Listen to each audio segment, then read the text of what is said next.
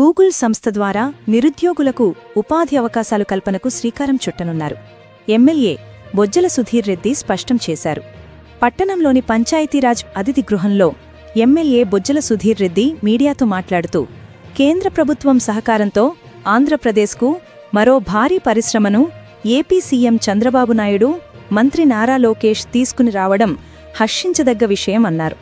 విశాఖపట్నంలో గూగుల్ సంస్థ రావడం ఎంతో లాభదాయకమని, ఈ సంస్థ రావడం వల్ల మరి ఎన్నో సంస్థలు ఇక్కడ ఏర్పాటు కావడానికి సౌలభ్యం ఏర్పడుతుందని, తద్వారా నిరుద్యోగ యువతకు ఉద్యోగ అవకాశాలు లభిస్తాయని, ఇంతటి భారీ పరిశ్రమలో ఏపీకి తీసుకువచ్చిన ముఖ్యమంత్రి చంద్రబాబు నాయుడు, ఐటీ శాఖ మంత్రి నారా లోకేష్ ఆయన ప్రత్యేక ధన్యవాదాలు తెలియజేశారు. ప్రతిపక్ష నాయకులు వారికి ఇష్టానుసారంగా గూగుల్ సంస్థను గురించి విమర్శించడం మంచి పద్ధతి కాదని హితవు పలికారు. 7 పదుల వయసులో ముఖ్యమంత్రి చంద్రబాబు నాయుడు రాష్ట్రాన్ని అభివృద్ధి చేయడానికి కృషి చేస్తుంటే ప్రతిపక్ష నాయకులు విమర్శలు చేయడం ఎంతవరకు సమంజసమని మాజీ ముఖ్యమంత్రి వైఎస్ జగన్మోహన్ రెడ్డి ఆత్మవిమర్శన చేసుకోవాలని కోరారు.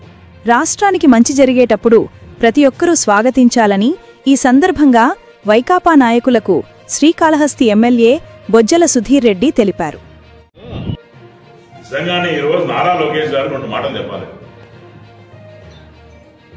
అందరి ఇళ్లలో ఆనందంగా దీపావళి పండుగ చేసుకున్నాం.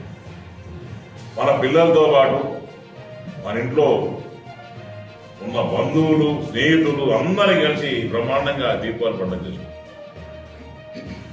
ఈరోజు ఆయన చూస్తే మిశ్రోమ్ అని చెప్పి ఒక్క మనిషి ఎవరు లేకుండా ఆస్ట్రేలియాలో దగ్గర 7-8 రోజుల నుంచి పర్యటన చేసి ఆయనకి ఏ పట్టిందయ్యా? ఎవరి కోసం చేస్తున్నారయ్యా? చిన్న పిల్లోడు దేవాంశు ఆయన వదిలేసి పోయి ఆడెవడో ఆస్ట్రేలియాలో కూర్చొని పండగ పూట అన్ని వదిలేసి చేస్తున్నారంటే ఎవరి కోసం చేస్తున్నారు? దానివల్ల ఏమన్నా ఆయన ఒరిగేది? మన రాష్ట్రం బాగుపడాలని చేస్తాం, మన పిల్లల భవిష్యత్తు ముందు పోవాలని చేస్తాం.